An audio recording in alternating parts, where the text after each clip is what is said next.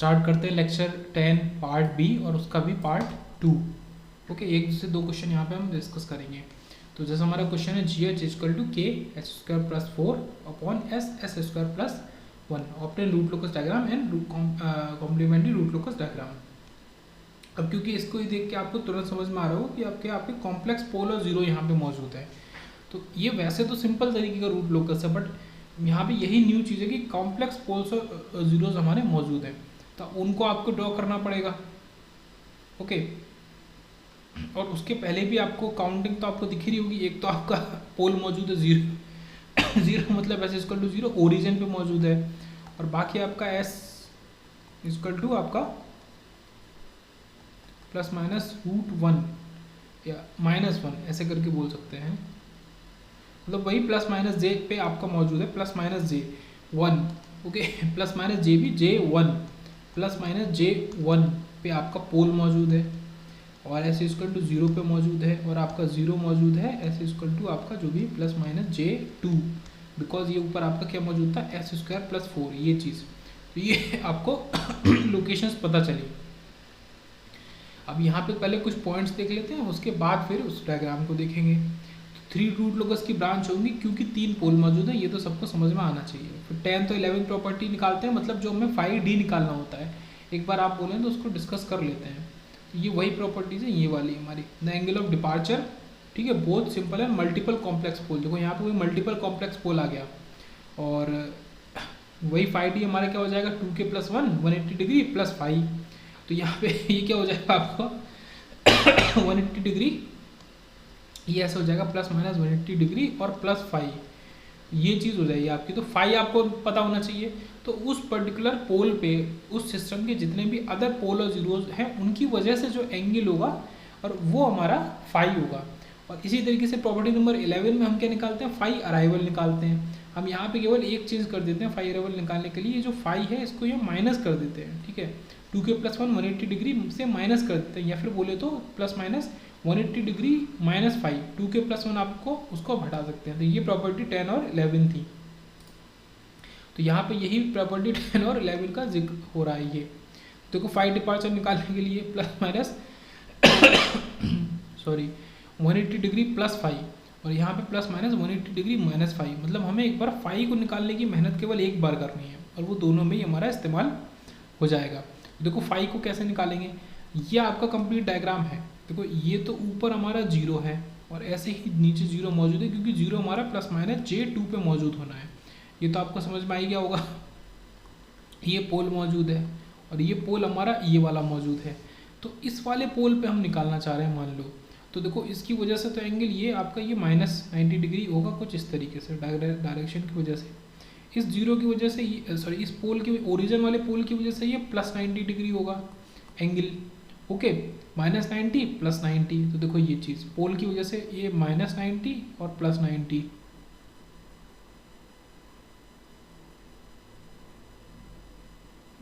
हाँ, ये प्लस 90 ये दूसरे वाले पोल की वजह से। देखो इसको मैं एक साथ करके क्लब करके दिखाता हूँ। ये दोनों हमारे जो पोल्स हैं इनकी वजह से इस पे जो एंगल होगा वो हमारा प्लस 180 डिग्री होगा। इतना आपको समझ में आया। अब क्योंकि हमें ये भी पता है कि दोनों ही जो एंगल होते हैं पोल और जीरो के वो एक दूसरे से सब्ट्रैक्ट किए जाते हैं, कभी भी ऐड नहीं किए जाते।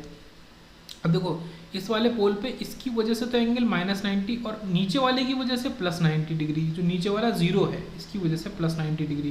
तो ये जीरो हो जाएगा। तो देखो ये जीरो की वजह से ये हो गया -90 प्लस 90, और पोल की वजह से दोनों ही प्लस प्लस। तो ओवरऑल आपको मिला -180 डिग्री। -180 डिग्री को हम कैसे कर सकते हैं, ये 180 डिग्री और इससे ही -180 कर दो तो ये क्या दे देगा आपको प्लस माइनस 0 डिग्री दे देगा। पर ऐसा यहाँ नहीं होगा क्योंकि यहाँ पे 180 डिग्री और माइनस करना है मतलब 5 के पहले माइनस लगा हुआ है, और 5 में खुद एक माइनस है। 5 अपने आप में क्या निकल के आया -180 डिग्री निकल के आया। तो माइनस माइनस प्लस हो जाएगा। तो ये क्या बना देगा प्लस माइनस 360 डिग्री, या फिर वो वही बात होती है 360 डिग्री प्लस माइनस 0 डिग्री। तो दोनों ही हमारे 0 डिग्री आए। तो जो हमें निकालना पड़ेगा 5 डिपार्चर और 5 अराइवल, उनकी वैल्यू 0 डिग्री आए। मतलब क्या होगा कि रूट लोकस में अभी जो हमें एसिम्प्टोट बनाएंगे वो हमारा स्ट्रेट ही बनेगा। ओके, इस तरीके से। जैसे ये क्या है, ये एसिम्प्टोट है, ये क्या है, ये इस तरीके से सिंपल सा, और कुछ भी नहीं। तो ये चीज़ हो गई।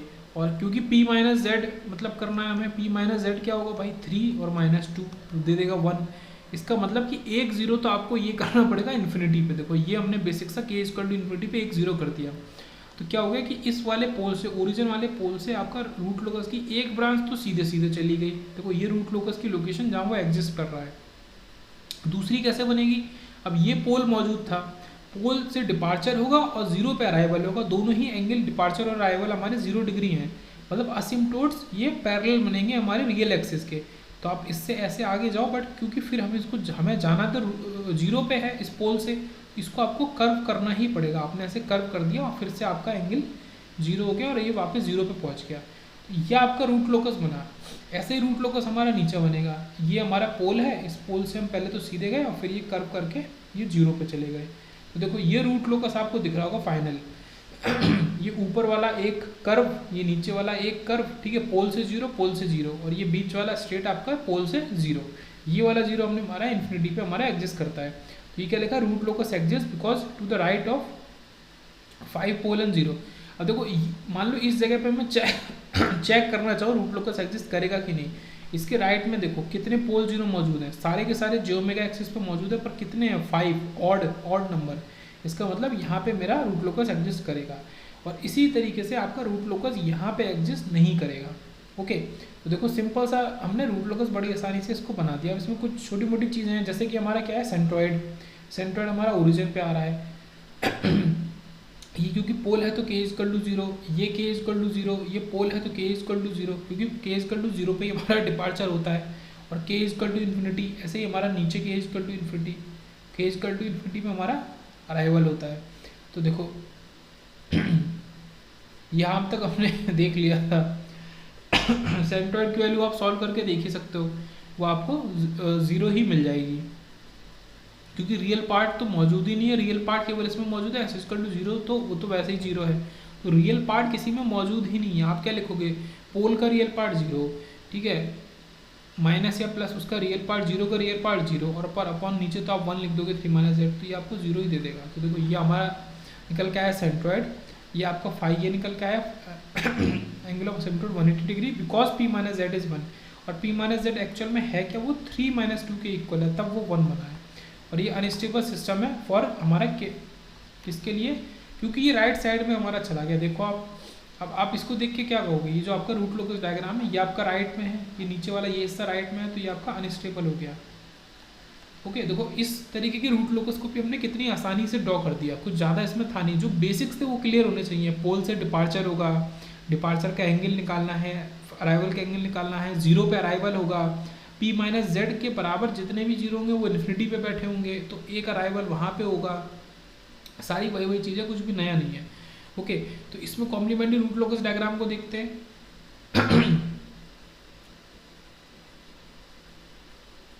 देखो कॉम्प्लीमेंट्री रूट लोकस डायग्राम का सीधा सा तो रूल है, पहली बात कि जहाँ जहाँ रूट लोकस एग्जिस्ट करेगा वहाँ तो एग्जिस्ट नहीं करेगा। और देखो सेंट्रॉइड अभी भी वही रहेगा, देखो यहाँ पे हमारा एग्जिस्ट नहीं करेगा, क्योंकि हम वो वही एग्जिस्ट करता है जिसके राइट में हमारा इवन नंबर ऑफ पोल्स और जीरोज मौजूद है। मान लो आप यहाँ पे चेक करो, इस जगह पे जब आप इसके राइट में देखोगे तो एक भी पोल जीरो मौजूद नहीं, क्योंकि सारे तो इसके पीछे रह गए इस तरफ। तो इसका मतलब कि जीरो मौजूद है, मतलब इवन। इसका मतलब कि जहाँ आप चेक कर रहे हो यहाँ पे आपका complementary root locus diagram exist करेगा। तो जहाँ जहाँ ये नीले से मैंने बनाया वहाँ पे एग्जिस्ट करेगा। ओके, और ये पोल है तो इस पोल से आपका डिपार्चर होके, और आपको क्योंकि एक जीरो को तो मानना है इन्फिनिटी पे, तो आपने k = इन्फिनिटी एक तो यहाँ पे माना हुआ है जीरो, इस तरीके से। तो ये हो गया। अब ये जो कर्व वाले रूट लोकस डायग्राम बने हैं, कॉम्प्लीमेंट्री रूट लोकस, सॉरी, ये कैसे बनेगा वो आपको देखना है। तो देखो यहाँ पे वही चीज़ होगी, कॉम्प्लीमेंट्री रूट लोकस डायग्राम में आपको 5 डिपार्चर निकालना है। इसका फॉर्मूला क्या होता है, 2k, ना कि 2k + 1 × 180 डिग्री। अब 2k × 180 डिग्री तो हो जाता है 0, मतलब क्या डायरेक्ट से हमारा फॉर्मूला निकल गया +-5, और ऐसे ही नीचे वाला निकल गया हमारा +-5 इस तरीके से। तो आपको फाई यहाँ पे निकालना आना चाहिए। अब क्योंकि फाई की वैल्यू हमारी क्या आ रही है, हमारा 180 डिग्री आ रही थी, हमने जब ऊपर भी सॉल्व किया था, तो डायरेक्ट आप निकालो। तो 5 डिपार्चर आपका इस तरीके से आ जाएगा, +-, -180 degree. As phi is equal to -180 degree, इस वजह से ये माइनस, और क्योंकि फाई हमारा -180 डिग्री है तो यहाँ पे क्या है, ये -फाई है, और 180 डिग्री में भी एक माइनस है, तो इसलिए ये हमारा +-180 डिग्री हो जाएगा इस तरीके से, और ये हमारा फाई -180 डिग्री हो जाएगा। Okay, +180 degree same as -180 degree, तो वो वही चीज़ रहेगी एक बारी। तो आपको 180 डिग्री पे अब बनाना है। मान लो मैं नीचे ही चेक करता हूँ, तो आपका ये इस तरीके से इधर को बनेगा, जैसे कि तब ये जो बनना था ये नहीं बनेगा, अब आपका इस तरह बनेगा। और ऑब्वियसली बात है, जहाँ पे रूट लोकस एग्जिस्ट करता था वहाँ कॉम्प्लीमेंट्री रूट लोकस एग्जिस्ट नहीं करेगा। तो ये आपके असिम्प्टोट बने, और इन असिम्प्टोट के सहारे अब आप अपना पोल से लेके जीरो पे, देखो ये तो वही चीज़ है, पोल ऊपर मौजूद था, ये पोल मौजूद है, और ये जीरो मौजूद है। पोल से जीरो की तरफ इस कर्व के संग आपका रूट लोकस ब्रांच करी। देखो कॉम्प्लीमेंट्री रूट लोकस डायग्राम भी जल्दी से इस तरीके से हमने बना लिया। बाकी फाई ए हमारा क्या हो जाएगा, 0 डिग्री हो जाएगा, क्योंकि अभी हम बात कर रहे हैं कॉम्प्लीमेंट्री रूट लोकस डायग्राम की। यहाँ पे हमने 2k+1 को रिप्लेस कर दिया 2k से, तो चीज़ें बदल गई हैं। और ये phi A angle of asymptote 0 degree क्यों निकला, क्योंकि p-z हमारा 1 था। ये तो अभी भी सेम रहेगा, सेंट्रोइड अभी भी सेम रहेगा। तो देखो इस तरीके से हमने रूट लोकस डायग्राम हमारा बना दिया। एक क्वेश्चन और देखते हैं।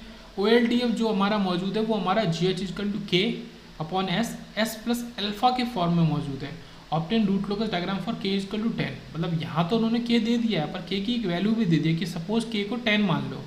ओके, और जो अल्फा है वो हमारा 0 से लेके इन्फिनिटी तक वेरी कर सकता है। देखो ये इतना अलग हो गया, ये हमारा क्वेश्चन, यहाँ पे मेन क्वेश्चन स्टार्ट होगा। हेयर अल्फा वेरीज एंड के इज कांस्टेंट।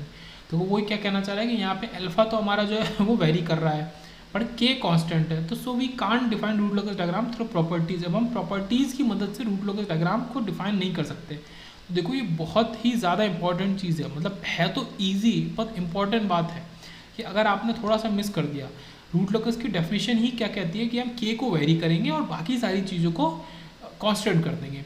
अब क्योंकि के को ही उन्होंने एक कांस्टेंट वैल्यू बना दिया है और उन्होंने एक नया वेरिएबल लेके आ गए अल्फा, तो यहाँ पे जो हमारी सिंपल रूट लोकस की प्रॉपर्टीज होती थी उससे हम रूट लोकस को यहाँ पे ड्रॉ नहीं करेंगे, पर हम प्रॉपर्टीज़ को या फंक्शन को क्योंकि हमने चेंज कर दिया तो ये वही चीज़ लिखी है कि so we can't define root locus diagram through properties, so by changing function को चेंज करके हम रूट लोकस डायग्राम को यहाँ पे ऑब्टेन कर सकते हैं। ओके, तो काफ़ी ज़्यादा इंपॉर्टेंट पॉइंट है क्योंकि यहाँ पे हमारा वेरिएबल बदल गया है और के जो है वो हमारा कांस्टेंट हो गया है। तो हमें क्या करना पड़ेगा, रीराइट करना पड़ेगा। ठीक है, ये काफ़ी इंपॉर्टेंट बात है। क्यूएस को आप रीराइट करो। पहले तो आपको जीएस तो पता ही है, यहाँ पे इसी जीएस की मदद से आप ये रीराइट करो क्यूएस को। तो आपका ये जीएच को रीराइट करो एक तरीके से। क्यूएस तो आपका बीच का स्टेप है, इस क्यूएस से फिर आप यहाँ पे जीएस लिखो, तो s² + αs + k। अब हमने क्या सीखा है, हमने क्या सीखा था, k को रखना है न्यूमरेटर में, बाकी सारी चीज़ों को डिनोमिनेटर में। पर वो कब होता था, जब k हमारा वेरिएबल होता था। तो यहाँ पे क्या हो जाएगा, हम अल्फा को रखेंगे न्यूमरेटर में और बाकी सारी चीज़ों को रखेंगे डिनोमिनेटर में। क्यों, क्योंकि अल्फा हमारा यहाँ पे वेरिएबल है। तो देखो ये आपको मिला αs/s² + k। तो अब ये क्वेश्चन आपका कुछ सिंपल क्वेश्चन की तरह बन गया, या इसको ऐसे भी लिख सकते हैं αs/s² + 10। ओके, इस तरीके से भी लिख सकते हैं, कोई बड़ी दिक्कत नहीं है। तो इसको सॉल्व करना है। अब s² + k मौजूद है, यहाँ पे s² का मतलब है कि 2 पोल होंगे, तो 2 रूट लोकस की ब्रांचेस हो जाएंगी बिकॉज 2 पोल्स मौजूद हैं। फिर बाकी dk/ds को 0 के इक्वल करो, उससे आप अल्फा की वैल्यू निकालो जो कि -2s के इक्वल आई, या फिर s = -α/2 आया। ओके, ये सब चीज़ें कहाँ से निकली, इससे निकली। dk/ds = क्या निकल के आया, -2s + α। तो यहाँ से s = -α/2 ये पॉइंट आया जहाँ पे हमारा रूट लोकस एग्जिस्ट करेगा, ये सैडल पॉइंट है। पर क्योंकि अल्फा वेरिएबल है तो सैडल पॉइंट अभी भी अल्फा के टर्म्स में ही निकाला है हमने, ये सैडल पॉइंट है। ओके, ये यहाँ पे आपका बिल्कुल अलग मामला चल रहा है।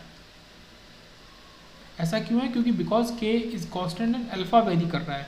तो जो सैडल पॉइंट आप जो पहले क्या निकालते थे, जैसे -0.4, 4.8 ये सब निकालते थे ना सैडल पॉइंट, जैसे -3.4 था एक क्वेश्चन में, तो उसी की जगह -α/2 निकला है आपका सैडल पॉइंट। ओके, एक एक करके इसको करने के लिए हमने इसका यूज़ किया था, एक एक करके चीज़ों को देखते जाओ। ओके, उसके बाद क्या हमने निकाला, p-z जो है वो 2 - 0 2 के इक्वल है। तो फाई ए यहाँ पे हमारा एक जो सिंपल 180 डिग्री कर देते थे ना, वो यहाँ पे नहीं होगा, फाई ए की वैल्यू में चेंजेस होंगे हमारे। और हमने क्या किया है, देखो एक तो ये तरीका हो गया, आपने इसको वेरी कर दिया और इसको फिक्स कर दिया। अब आप के को वेरी कर सकते हो और अल्फ़ा को फिक्स कर सकते हो। ओके, के को वेरी करके अल्फ़ा को फिक्स कर सकते हो। तो वो भी चीज़ है कि वेरी हमारा के को 0 से इन्फिनिटी के बीच में अल्फ़ा इक्वल टू मान लो 1 है, S square plus alpha S plus के। पर अभी तो हमारा नॉर्मली जो हमने ऊपर लिखा था alpha S upon S square plus 2 इसी तरीके से आया है।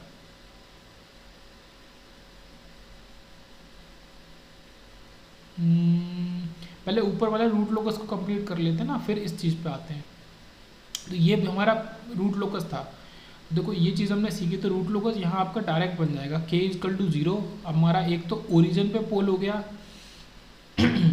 और एक हमारा इस अल्फ़ा माइनस अल्फ़ा वैल्यू पे हो गया। माइनस अल्फ़ा ये जो वैल्यू है, क्योंकि हम अल्फ़ा को वेरी कर रहे हैं, इस वजह से ये वैल्यू हमारी माइनस अल्फ़ा। तो इनके बीच में हमारा रूट लोकस एग्जिस्ट करेगा। ओके, और वो जाएगा कहाँ पे, वो सेटल पॉइंट पे जाएगा। ये जो सेटल पॉइंट है, तो हमने सबसे पहले क्या बात बोली, रूट लोकस को हम प्रॉपर्टीज़ की मदद से यहाँ पे डिफाइन नहीं कर सकते, इसीलिए इस तरीके से करेंगे। डिपार्चर एंगल क्या होंगे, क्योंकि यहाँ पे p माइनस जेड 2 के इक्वल था, तो डिपार्चर एंगल 0 डिग्री और 180 डिग्री। देखो 180 डिग्री ये है डिपार्चर एंगल, 180 डिग्री ये क्या है, डिपार्चर एंगल 0 डिग्री। तो एक तो आपका रूट लोकस की ब्रांच इस तरीके से इधर को जाएगी और दूसरी रूट लोकस की ब्रांच इस तरीके से इधर को जाएगी।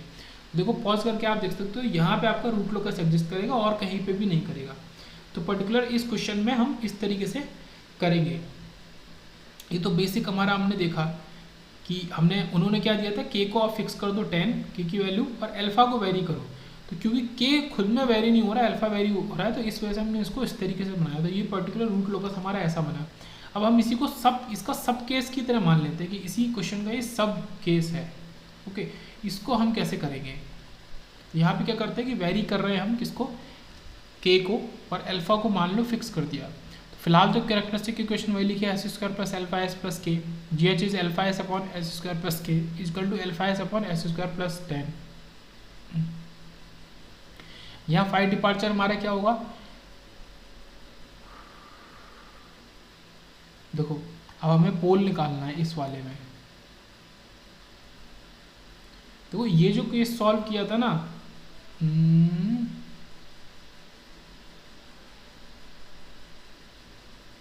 ये हमने इसके लिए सॉल्व किया था,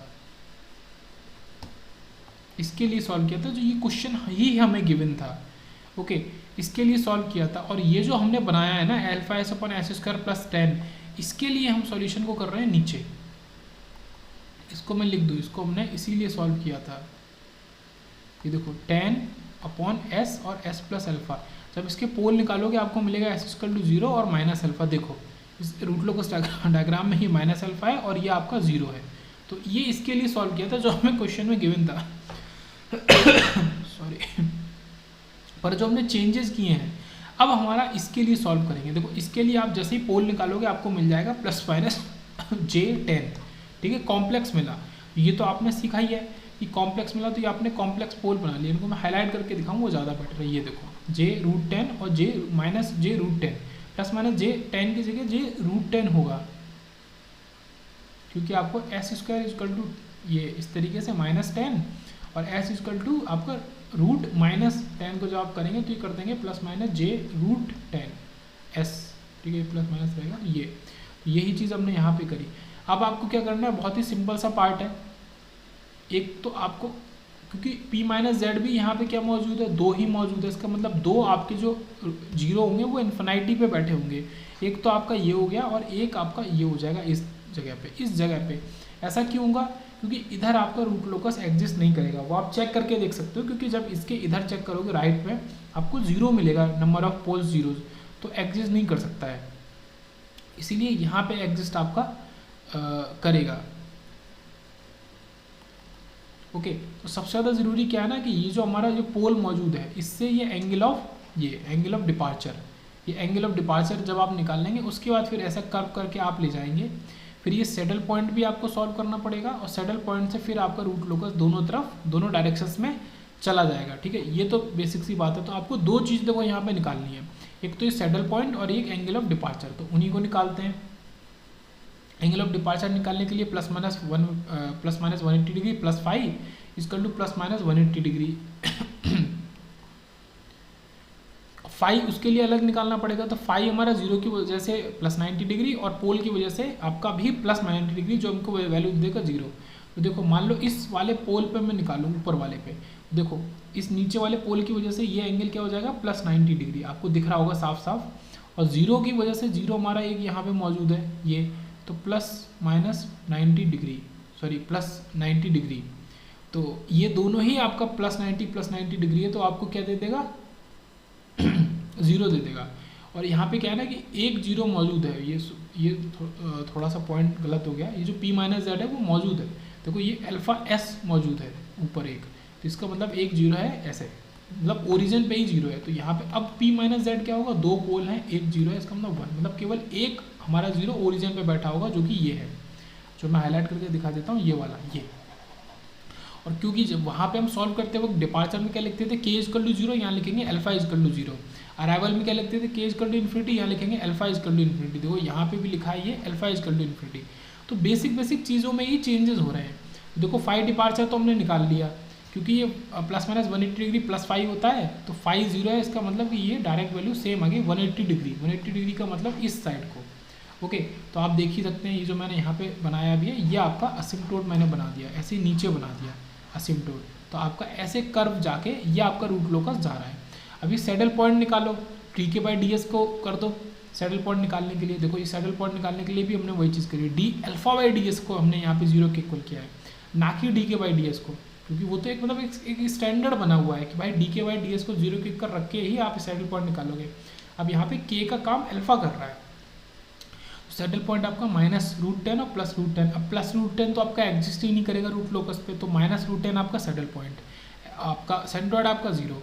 तो बेसिक सारी चीज़ें यहाँ पे कवर हो गई। एक पॉइंट और देख लेते हैं कि ये जो रूट लोकस है ना, ये वो रूट लोकस है जो कि हमने चैप्टर 2 में देखा था, जब आपने टाइम स्टेबिलिटी एनालिसिस पढ़ा था।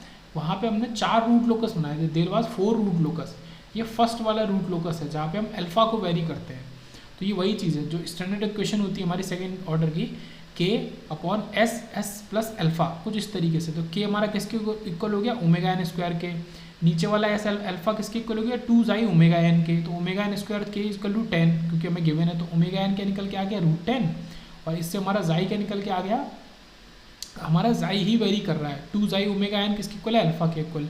अब 2 कांस्टेंट है, ω(n) कांस्टेंट है, इसका मतलब कि जो अल्फा वेरिएबल है वो xi को वेरिएबल बना देगा, या alpha variable equal to xi variable. तो xi वेरिएबल हमारा 0 से लेकर इन्फिनिटी तक वेरी करेगा। क्योंकि xi वेरी कर रहा है, इसलिए ये उस वाले रूट लोकस का फर्स्ट पार्ट है। देखो अब 1 मिनट के लिए वापस चलते हैं और उस वाले रूट लोकस को मैं आपको शो करता हूँ।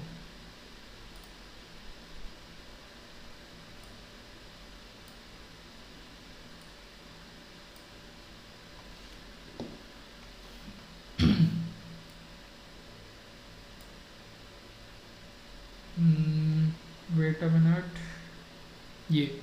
ये वो रूट लोकस था पर्टिकुलर।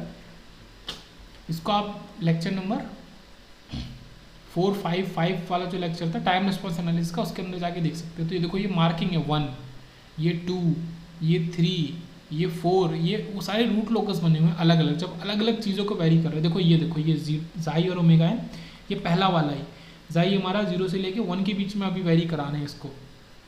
तो रूट लोकस कुछ ऐसा बना है हमारा, देखो यहाँ से लेके ये क्या है, ये वही रूट लोकस है। ये यहाँ पे आया, अगर मैं इसी को हाईलाइट करूँ, केवल ये मोटा मोटा सा हाईलाइट करूँ, ये है, ये वो पॉइंट है। मान लो उस जगह पे वो -j√10 है, यहाँ पे कुछ और हो सकता है, बट उसी तरीके से रूट लोकस है। और फिर ये इधर इधर ऐसे चला जाएगा। तो ये वही वाला रूट लोकस है जो हमने वहाँ पर बनाया है। ओके, तो 1 मिनट के लिए मैं आपको दिखा भी देता हूँ, ये वही रूट लोकस है उसी तरीके का। तो यहाँ पे एक्चुअल में जो अल्फा है वो हमारा जाई है, पर उसको हमने अल्फा करके लिखा हुआ है। ओके, मतलब ये अल्फा ही हमारा जाई है। मतलब एक्चुअल में ये जो क्वेश्चन किया ना, इसमें हम जाई को वेरी कर रहे हैं सीखने के लिए। ओके, के को वेरी ना करते हुए दूसरी चीज़ को वेरी कर रहे हैं, तो उस केस में हम कैसे सॉल्व करेंगे, तो ये हमने सॉल्व किया हुआ है। अब आगे कुछ क्वेश्चंस देखेंगे और लेक्चर 11 है यहाँ से शुरू करेंगे और फिर इस रूट लोकस को एंड करेंगे। ठीक है, ये लेक्चर आपका 11 है।